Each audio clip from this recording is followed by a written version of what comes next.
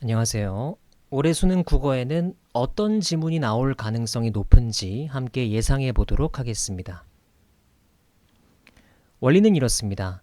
수험생들이 일반적으로 많이 사용하는 모의고사인 이감, 상상, 바탕, 한수 모의고사에 더해서 대성의 더프 모의고사, 또 EBS 모의고사까지 분석해서 국어랑 관련된 교육 시장에서 올해 수능을 어떻게 예상하고 있는지를 파악했습니다. 최대한 작가 연계, 간접 연계, 비연계까지 파악을 하기 위해서 노력했고요. 특히 6월 모의고사 이후에 나온 모의고사만 분석을 해서 평가원 모의고사의 경향을 잘 반영한 모의고사들을 표본으로 삼았다라고 이해하시면 좋습니다. 표본은 이렇습니다. 오늘 촬영일이 10월 21일인데요. 6월 모의고사 이후부터 오늘까지 나온 외부 모의고사를 최대한 분석하기 위해서 노력했습니다. 그래서 이감 15개, 상상 12개, 바탕 5개, 한수 13개, 더프 3개, EBS 9개까지 해서 총 57회분의 표본을 파악해 보았습니다. 그러면 어떻게 분석했는지 이 과정을 설명드리겠습니다. 여기 보이시는 열에는, 즉 가로줄에는 모의고사 표본들을 넣었습니다. 그래서 해당 모의고사가 연계교재에 어떤 제재를 연계했는지를 행에, 여기 세로줄에 표시했습니다. 그럼 다음과 같이 분석이 되겠죠. 이 방식을 모든 모의고사에 적용해서 데이터를 합쳤습니다. 이건 이감 모의고사를 분석한 자료고요. 같은 방식으로 상상 모의고사를 분석해서 합쳐보고,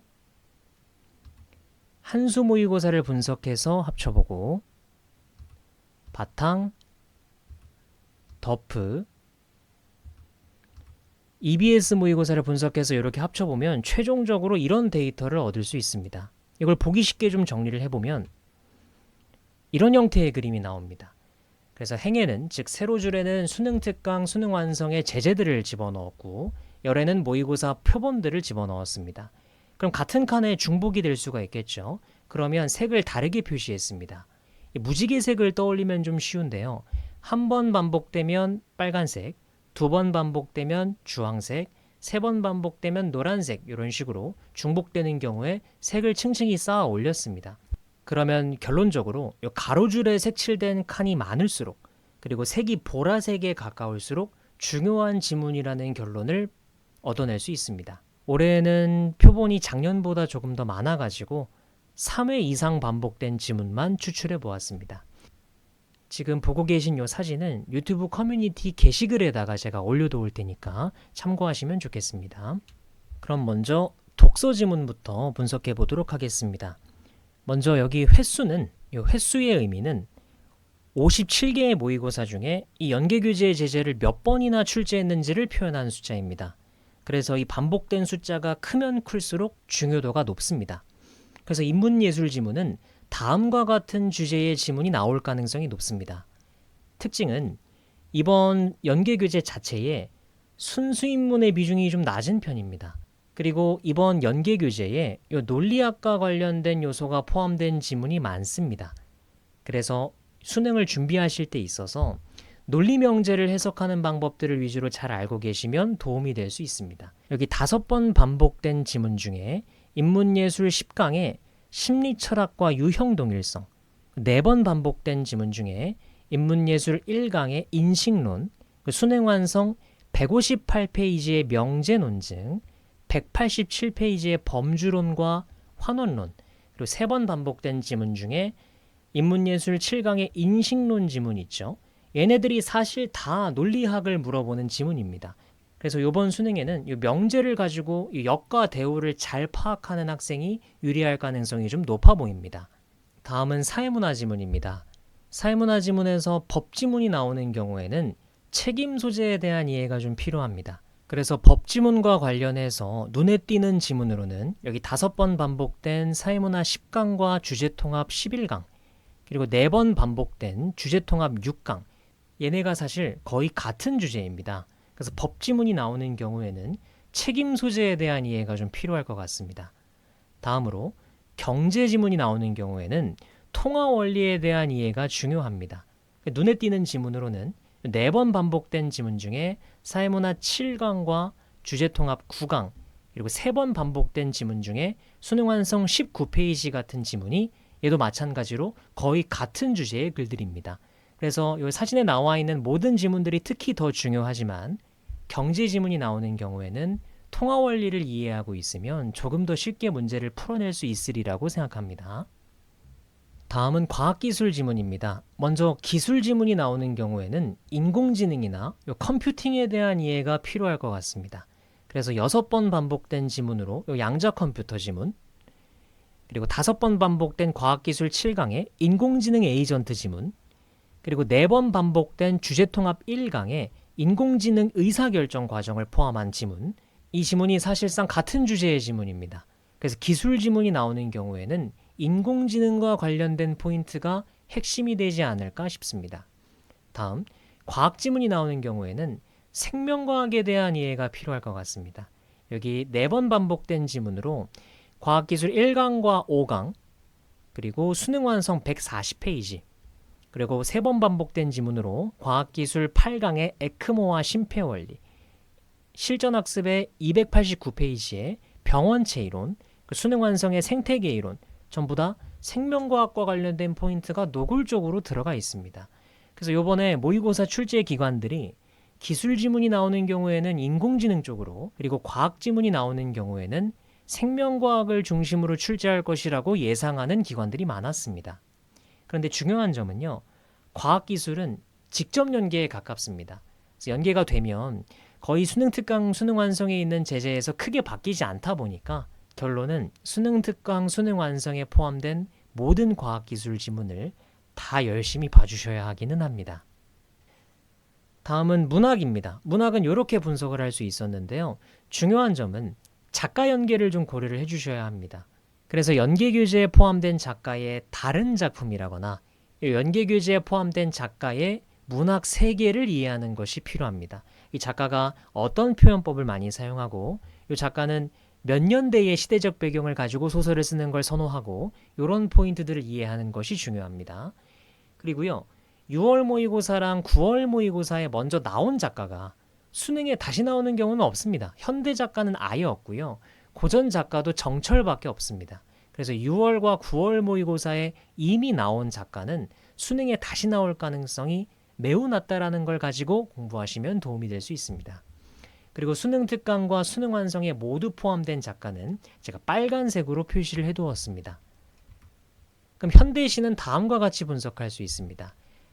이 현대시를 준비할 때 있어선 연계교재랑 그리고 평가원 모의고사, 6월, 9월 모의고사 표현상의 특징 문제의 선지까지 봐주시는 게 좋습니다. 사실 현대시가 연계될 때는 작품과 작가가 그대로 연계되는 경우도 많지만 더 중요한 건 선지에서 연계가 많이 됩니다. 그래서 연계교재와 평가원 모의고사의 표현상의 특징 문제의 선지까지 꼭 봐주셨으면 좋겠습니다. 그리고 작가 연계가 나올 수 있죠. 그래서 이 작가의 시세계를 대비하는 것이 필요합니다. 그래서 이 작가가 주로 사용하는 표현법이라거나 이 작가는 어떤 주제의 시를 창작하는 걸 좀 좋아하는지 이런 것들을 파악하면 도움이 될 수 있습니다. 여기 보시면 박목월의 경우에는 9월 모의고사에 나왔기 때문에 다시 나올 가능성은 거의 없다고 보셔야 되겠습니다. 그리고 이번 연계교재에 포함이 되지는 않지만 모의고사 기관들이 자주 냈던 작가들을 여기 아래에 비연계에다가 제가 추가로 넣어두었습니다. 그래서 같이 참고하면 도움이 될 수 있겠습니다. 그리고 중요한 점으로는 우리 학교 교과서 있죠. 우리가 1, 2학년 때 풀었던 그 학교 교과서에 나온 작품들이 연계교재에 좀 많이 실려 있다는 거, 이게 올해의 특징입니다. 이것도 감안해서 이 화면에 나와 있는 작가들을 필두로 작가 연계와 표현상의 특징을 공부하면 도움이 될 수 있습니다. 그리고 여기 빨간색으로 표시해둔 작가는 앞서 말씀드렸다시피 수능 특강과 수능 완성에 동시에 나와 있는 작가다 보니까 예를 들어 여기 나희덕 작가의 경우에는 수능 특강에 나와 있는 지문도 중요하다라는 거고 수능 완성에 나와 있는 지문도 중요하다라는 거니까 같이 겸해서 열심히 봐주셔야 하겠습니다. 그래서 빨간색 작가는 특히 더 중요할 수 있다는 거 알고 계시면 좋겠습니다. 다음은 현대산문, 즉 현대소설과 극입니다. 그리고 이번 수능의 현대산문 문제의 특징은 시대적 배경에 대한 이해가 좀 중요해 보입니다.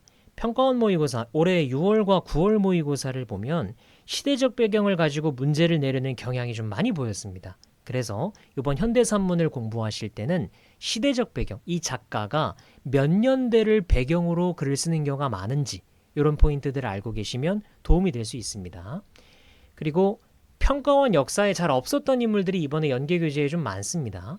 그렇다 보니까 좀 낯선 작가가 나올 수도 있다는 것도 감안하시면서 문제풀이를 해주셔야 되겠고요. 그리고 현대산문도 마찬가지로 직접 연계가 되는 경우가 많습니다. 그러니까 연계교재에 나와 있는 그 작품의 다른 부분 정도를 갖다 내는 경우가 많습니다. 그래서 결론적으로 현대산문에 나와 있는 모든 지문을 사실 다 해야 하기는 합니다. 그리고 현대산문의 경우에는 지문이 주로 한 모의고사에 한 개씩만 출제가 되다 보니까 겹치기가 좀 쉽지가 않겠죠. 그래서 2번 반복된 작가들도 포함을 해두었습니다. 그런데 중요한 점은 이렇게 겹치기가 어려운 현대산문인데 5번이나 반복된 채만식이라는 작가가 있다는 거, 이런 포인트들을 위주로 공부를 해주시면 도움이 될 수가 있겠죠. 다음은 고전시가입니다. 이 고전시가도 현대시랑 마찬가지로 연계교재랑 6월, 9월 모의고사에 표현상의 특징 선지까지, 꼭 선지까지 깊게 봐주셨으면 좋겠습니다. 그리고 특징은요, 구강, 이별, 신지, 이것처럼 좀 낯선 작가들이 많습니다.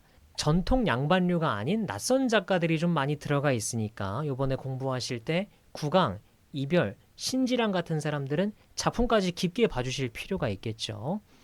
그리고 박일로의 경우에는 총 57개의 표본 중에 7번이나 반복이 되었고 수능 특강에도 있고 수능 완성에도 있습니다. 이런 포인트들을 기억하시면 이번 수능에 어떤 작가가 나올 가능성이 높은지 여러분들도 충분히 파악을 해보실 수가 있겠죠. 그리고 비연계 작품들 중에는요, 춘면가, 박물가, 매화가가 이게 연계교재에 아예 없는데 모의고사 출제하는 기관이 많이 냈습니다. 그런데 이 세 작품의 특징은요, 12잡가, 12가사입니다. 그래서 시간이 난다면 12잡가와 12가사와 관련해서 공부를 하고 계시면 도움이 될 수 있어 보입니다. 마지막으로 고전산문입니다. 사실 고전산문은 뭐가 나올지를 예측하는 것 자체가 크게 의미가 없습니다. 왜냐하면 작자 미상의 평민류 작품이 많이 나오기 때문이겠죠. 그리고 고전산문도 마찬가지로 직접 연계에 가깝습니다. 그렇다 보니까 이 수능 특강, 수능 완성에 실려있는 모든 고전산문 지문을 다 파악하고 있어야 되겠죠. 그리고 고전산문의 중요한 특징 중에 하나는 인물관계도 파악을 미리 해두는 게 중요합니다. 이제 수능에 고전산문에 출제가 됐는데 인물관계도를 모르고 있으면 시간이 너무 아깝습니다. 그래서 이번에 공부하실 때 인물관계도를 숙지하기 위해서 더욱 신경 써주시면 좋겠습니다. 그리고 여기 많이 반복된 이 작품들의 특징이 뭐냐면 템포가 긴 작품들이 많습니다. 장면의 극대화 같은 걸 많이 활용해서 이 사건은 사실 한두 줄로 요약이 되는데 괜히 쓸데없이 지문이 긴 경우 있죠. 그래서 한 단락이 뭐 10줄, 15줄 이런데 사실 사건은 한 사건인 경우, 요것처럼 템포가 좀 깁니다. 지문 자체도 좀 길 수가 있습니다. 그래서 이번 고전산문은 시간 안배가 좀 어려울 수 있습니다. 이걸 감안하셔서 어차피 직접 연계에 가까우니까 그냥 다 해주셔야 하는데, 그리고 좀 특징적인 부분들은 여기 4번 반복된 지문 중에 수능 완성의 주봉전이라는 지문이 있는데요. 이거 수능 특강에 지봉전이라고도 있거든요. 둘이 다른 작품입니다. 헷갈리지 않으셔야 합니다. 그리고 김시습의 경우에는요, 수능 특강과 수능 완성에도 있고 모의고사 출제하는 기관들이 많이 반복해서 내기도 했습니다. 이 점 기억해 두시면 좋을 것 같고요. 그 비연계 지문 중에 연계교재에 아예 없는데 쌍주기연, 옹고집전, 정수경전, 정수정전, 황새결송 이 5개가 유난히 많습니다. 시간이 남는다면 물론 우선순위는 연계교재가 되어야 합니다. 연계교재 고전산문 다 분석해 두시고 인물관계도 다 그려두시고 그래도 시간이 남는다면 이 5개를 꼭 봐주시면 더 도움이 되리라고 생각됩니다. 정수경전이랑 정수정전도 마찬가지로 다른 작품이니까 헷갈리시면 안 되겠습니다. 고전산문은 이렇게 공부하실 수 있겠습니다. 그런데 사실 명백한 한계가 있습니다. 먼저 표본이 부족합니다. 지금 57개의 모의고사를 분석을 했는데요. 앞으로 수능 전까지 나올 모의고사들도 좀 많습니다. 이감 2개, 한수 2개, 상상 2개, 바탕 2개, 그리고 내일은 덮프도 봐야 되죠. 덮프도 2개. 이런 식으로 표본이 좀 부족할 수 있습니다. 그래서 신뢰도가 좀 떨어질 수 있다는 거 꼭 알고 있어야 되겠고요. 그리고 중요한 건 어차피 아무도 모릅니다. 아무리 날고 기는 이 외부 모의고사 출제 기관이라고 할지라도 뭐가 나올지 알 수가 없습니다. 그냥 이 영상은 시장의 경향이 대충 이렇구나. 모의고사를 출제하는 주요 기관들이, 주요 외부 기관들이 이번 수능은 이런 걸 좀 강조할 것 같다라고 예상하고 있구나. 이런 식으로 시장의 경향을 파악하는 용도로 사용해 주셨으면 좋겠습니다. 그리고 중요하지 않은 연계 지문은 없습니다. 어차피 다 중요하고 모든 연계 지문 다 알고 있어야 합니다. 그래서 이 동영상을 그 많은 연계 지문 중에 특히 더 열심히 공부할 지문 요 정도로 활용해 주셨으면 좋겠고요. 이 동영상에 포함된 지문만 공부하는 건 좋은 공부 방법이 아닙니다. 요 점도 꼭 기억해 두셨으면 좋겠습니다. 그래서 너무 맹신하지 마시고 지혜롭게 이 동영상을 사용해 주셨으면 좋겠습니다. 3주 정도 시간이 좀 남았는데요. 남은 기간 동안 잘 준비하셔서 꼭 수능에서 원하는 성적 받으시기를 바라겠습니다. 수능 잘 보세요.